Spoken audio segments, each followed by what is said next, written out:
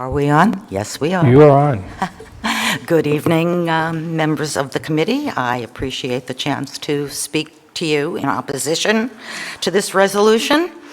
Let me start with this. A great deal of it is based on either flawed information or untruths. Let's start with the third whereas. Whereas, if an embryo is then nourished and protected, it will proceed uninterrupted through the developmental stages from embryo to fetus. Not necessarily.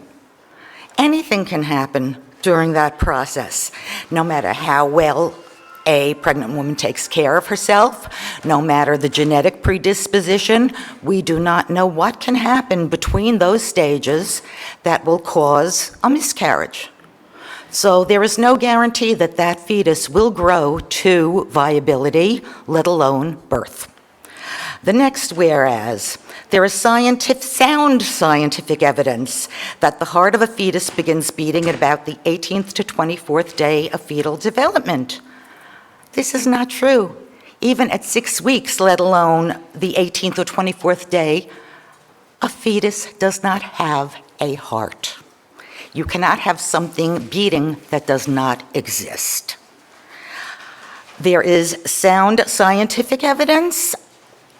I'd like to see it because in all of the discussions about this, and I'm not new to this issue, it's not sound. It is evidence presented in a biased way by a side with a particular point of view.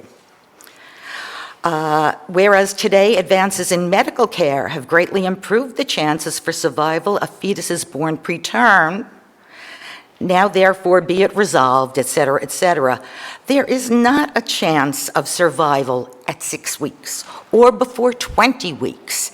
There is no guarantee that a fetal heartbeat means anything other than electrical impulses, because at that stage of development, not only is there no heart, there is no brain as we know it.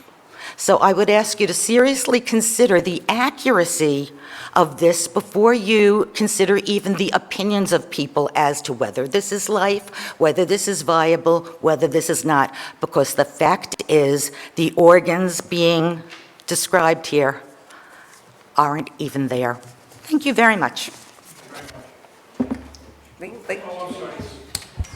Question for you, Judy. It's not really a question. I just wanted to thank Judy. She's up here all the time fighting for women's rights, and I just appreciate everything that she does. So thank you, Judy. Thank you so much. Thank you very much.